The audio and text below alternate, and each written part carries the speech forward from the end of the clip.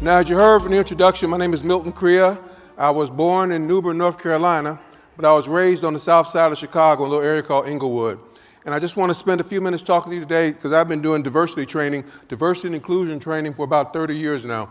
And I got to tell you, when I first started doing diversity inclusion training, I was doing it primarily in what's called the traditional South, in Mississippi, Alabama, Kentucky, Tennessee, Georgia, South Carolina, and a little bit in Florida. And back then, 30 years ago, when you mentioned diversity training, people thought you meant basically one thing. What do you think that was? Okay, good answer. Okay. All right. I think to a great degree, people thought that meant race.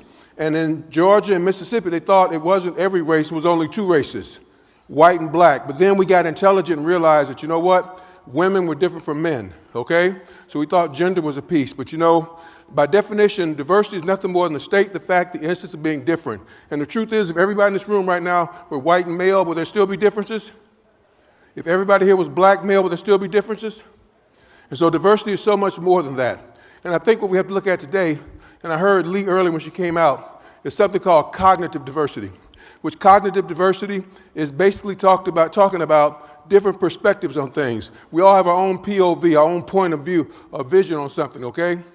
And in your organization, the realtor's point of view may be different than the broker's point of view, which may be different than the buyer's point of view, which may be different than the seller's point of view. But everybody's point of view is important. And so number one thing we have to do when we talk about inclusiveness is that we have to all seek and respect other people's perspective on things. For example, I'm married. I remember when I first got married, I'd been married maybe about 3 months, and you know, I knew in my heart I was the perfect husband, okay? This woman was lucky to have my big self, okay?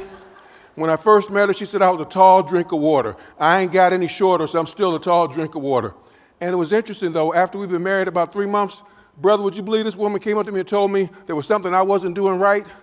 And I was like, girl, what you talking about? And she said there were 3 words I wasn't saying enough. Anybody here know what those 3 words might have been? Yeah, I love you. And so you know what I said, being the man I am? I said since at that time, you know, she was a stay-at-home mom. I was working all the time. I paid every bill. I said, well, baby, I married you. I'm paying all the bills. That's a hint and a half that I love you. You should know that. And you know what she said? She said, but you better say it. And so the next day, this woman looked at me and she said, Milton, I love you. So I looked her dead in the eyes like I'm looking at you. I looked her right in the eyes. She's a little shorter than you. She was 4'11". She's 4'11". So I looked her in the eye. I said, baby, she said, I love you. I said, me too. And you know, she said, that ain't it. And so then I figured the next day, brother, I get it right. I may be slow, but I ain't stupid. I said, I get it right. So the next day I went up to her and I looked her in the eyes. I said, baby, I love you. And you know what she said? She said, that ain't right. And I said, what you mean? I said it. You know what she said? She said, but I didn't feel it. I said, baby, they are words. You're supposed to hear them, not feel them. You know what the little short woman said to me? She said, well, I better feel them. And so then I had to figure out that she needed, now here's the thing. See, number one thing in being inclusive in an organization is see other people's perspective and then respect their perspective. Now, she wanted me to say, I love you. Now, question, did I actually say I love you? Yes, I did, but she said I didn't feel it. So who was telling the truth, me or her? Both of us, okay? So in order for me to say my perspective, I can't make her perspective wrong. I can't make her wrong, but often that's what we do. We make other people wrong, okay?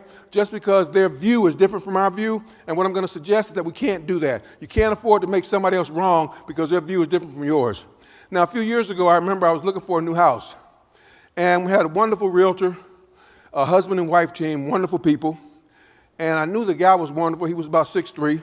I'm 6'7", so he had to be wonderful. And you may say, why do I say that? Because that's a form of bias. Ladies and gentlemen, I'm 6'7". You know what I know, sir, that's very interesting? Is that right now in America, less than 15% of the American male population is 6'2" or above. Less than 15%. However, if you look at CEOs and presidents of Fortune 500 corporations, 65% of them are 6'2" and above. That is a form of bias. It's called like me bias. I want someone that's like me. And this guy was about 6'2", 6'3". I figured he had to be a smart guy because us tall guys, we're kind of like that, you know? And as we were driving around on the south end of Atlanta in little town, Fayette County, at one point, he and his wife wanted to take us to see this one house. And they pulled in this beautiful subdivision, looked beautiful from the outside. But as soon as I saw the big stone thing with the name of the subdivision, I said, my wife, I'm in the back seat. We're in the back seat, and I'm trying to look very, very interested, even though I know I have no say-so. It's all up to her. I have no say-so, but I'm pretending like I'm in charge. She lets me tell people I'm in charge, okay? And I'm sitting there, and all of a sudden she starts hitting me. And I said, what, baby? She said, you need to tell him something. I said, I ain't got to tell him nothing. She said, you better tell him now. I said, what? She said, we don't even want to see the house in here. And I knew what it was right away, but she told me I better tell him instead of her saying it. And so I was the sacrificial lamb, and I said, sir, I said, we don't even want to see that. He said, why? He said, it's a beautiful house. He said, my wife and I went and looked at it yesterday. It's a beautiful house. We think you're going to love it. I said, sir, I can't move in here. He said, why? I said, well, I said, it's the name of the subdivision. He said, what's wrong with the name of the subdivision? Now, keep in mind, people have different perspectives. My perspective was different than his. I was in Fayette County, Georgia, and the name of the subdivision was Jeff Davis's Plantation. And he's going on and on about, well, what does that mean? I said, sir, I said, Jefferson Davis was the president of the Confederacy. I said, so you're going to tell me, a black man, and my wife, a black woman, we should move into a place that's called Jeff Davis, the president of the Confederacy's plantation. I said, that's not working for me. I said, I can imagine myself calling my daddy in Meridian, Mississippi, telling him, I just bought a house at Jeff Davis's plantation. I said, I don't think that's working for me. You know what he said? He spent 30 minutes trying to convince me that we were wrong to think that way. But that was our perspective as opposed to his perspective. And sometimes we don't listen to other people's perspective, okay? And we have to do that. People may see things different from us. Sometimes, how many of us are parents? How many of you are parents in the room? How many of you only have one child? You don't know nothing about parenting yet. You're in training, okay? You see, sir, if you only have one child and something is broken or something is missing, you know who did it. When we have multiple children, we got to figure out who's lying, okay? So there are different set of skills you have to have. You know what I'm talking about, don't you, sir? And I got to tell you, I have a lot of kids. I've got 2 biological daughters. I have 1 stepdaughter. I have 2 boys I took in. Both my boys were drug dealers when I met them.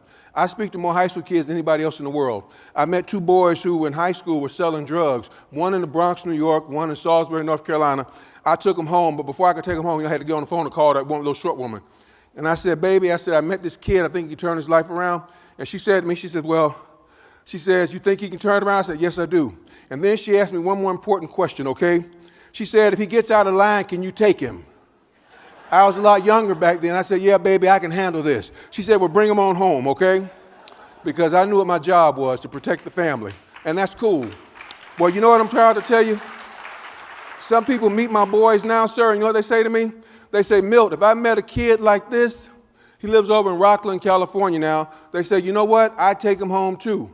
And I said, you should have seen him when I met him, when he had 23 felony warrants out for his arrest in 5 states, okay? But what I can tell you, the good news is, he graduated from college. He graduated magna cum laude, and he was the only basketball player at that college who graduated on time with honors. And so I'm very proud of that boy. Today he's vice president of a corporation. And I asked him one day, I said, well, what did I say that kind of put you on the right path? I figured I said something really intelligent. He said, you know what it is, Milt? He says that you listened to me and you understood me. In other words, you know what he said, sir? That I saw his what? His perspective, and then I tried to get him to see my perspective, that there were other ways he could be successful in life. And he's done that, and so I'm very, very proud of him. And what we got to do, folks, is understand that sometimes you may have to change your perspective, and because your perspective is different from mine, that doesn't make me wrong, it doesn't make you right. It simply makes us different, no more, no less. Because the first thing people look for when you're dealing with anybody, I don't care where they're from, what their perspective is, people have this innate thing where we want things to be fair in life. Now, I divorced that little short woman, okay? Or she divorced me, whatever. I guess I never got that love thing right, okay? But we got divorced, and I have 2 daughters with this woman, with this wonderful woman. I have a 24-year-old and a 20-year-old. And I remember when I first got divorced, my girls were 10 and 6, and they'd be with me every weekend. Whenever I come back in town, they were at Daddy's house. And I would cook for them, and no, I didn't put stuff in the microwave. My people from Mississippi, that means I cook collard greens. Y'all don't know nothing about this, all right? Smothered pork chops, smothered chicken. Y'all don't know nothing about this, I understand. And so I would cook, and then I would always make some iced tea. In Georgia, we like tea, and we like it very, very sweet. If you drink more than 3 glasses, you will become diabetic. And the amazing thing was, I would make the meal, and then I'd pour my daughters a glass of tea, and I'd sit it down.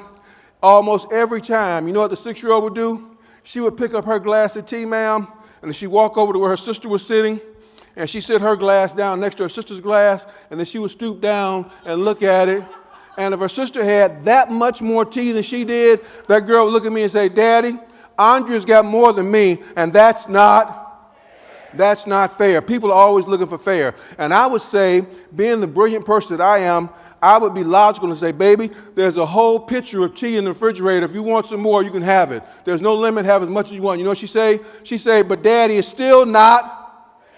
And you got to understand that when you're dealing with people, people are looking, number one, for fairness. As we deal with people, the number one thing they look for is fairness. And so sometimes we may know we're being fair, but you may have to go overboard to get them to see that you're being fair. And you may have to exaggerate what you're doing so they see you as what? As fair in dealing with them. I learn a lot from my children. You learn a lot from your children.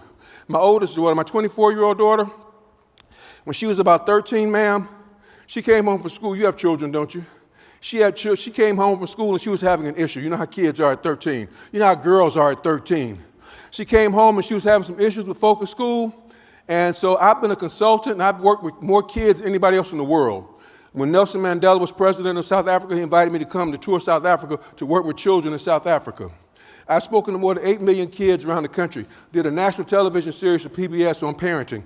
And so when my daughter wanted to tell me at 13 that she was having a problem, I said, well, baby, sit down. She sat down, I sat down, I looked her in the eye, I said, baby, what's wrong? She started telling me what was wrong, and I listened to her, but being the intelligent person I am, after this girl had talked for about maybe 50 seconds, I knew what the problem was, okay? And not only did I know what the problem was, by golly, I knew a solution. And I said, well, Andrea, you know what you got to do? You need to look at so and so and so. And this little child looked at me and said, Daddy. I said, what, baby? She said, can I at least finish? But you know what I think we sometimes do with people, and you heard Brad say it earlier today, that it's all about relationship. Everything's about relationship. It's not about color or race. It's all about relationship, building relationships. And based on people's different perspectives of us and your perspective of them, building relationship. And my daughter basically said to me, Daddy, I didn't ask you to tell me all the answers. You know what that little girl wanted me to do? She wanted me to shut up and listen. But you know what? How many of you are like me? That people start talking, and after a while, you know what they're going to say, and so you already have the answer. Anybody ever done that other than me? Am I the only one? Okay, very good. But sometimes people don't want you to answer everything. Sometimes they want you to just shut up and give them the respect of listening to them. Does that make sense? It's human, and that's what we do. And so we have to look at that. And the final thing I'm going to tell you again is this. Look, ladies and gentlemen, the human brain is approximately 3.5 to 4 pounds. And yet it consumes about 20% of all of our energy, okay? 20% of our fuel goes to the brain because it's working all the time. You get 11 million bits of data that hits your brain every second, 11 million. But your brain you can only consciously concentrate on maybe 40 bits, but 11 million bits. The rest of that goes in the back of your head, and it's resource information. And I think what the brain does is something like this. The conscious brain, we may see someone or something happens in our world. The conscious brain says to the subconscious, have I seen anything like this before? And then your subconscious brain searches your memory bank, searches your internal cloud, and says, yes, I have. And then your conscious brain says, well, what is this leading me to? And your subconscious says either something good or something bad. If it's something bad, we want to get out of there. If something good, we're cool with it, okay? And sometimes I think we deal with people like that. We don't even know the person, but our brains, have I seen something like this before? It may be based on their size, maybe based on their weight, it may be based on their height, it may be based on their race, it may be based on what part of the community they live in, or whatever our view is of them. And the brain says, I've seen something like this before, and you know what we say? Yes, we have. What's it probably leading me to? Something that's bad. So all I got to say is this, sometimes your first instinct is not the right instinct, so sometimes we need to stop and tell our brain to slow down and to process all the information, not just the first thing that we see. Because sometimes first impressions, though they may be lasting, aren't necessarily accurate impressions. Sometimes we have to wait and get to know who the person is. And that says get past the cognitive biases and get to know the individual. This whole workshop, this whole week is called Connections. And connections based upon getting to know people as individuals. And I think that's the important thing we have to do. And so while you're here for the next few days, reach out and make some connection points with other people so they can know who you are on the inside, not just what their initial point of view says about you.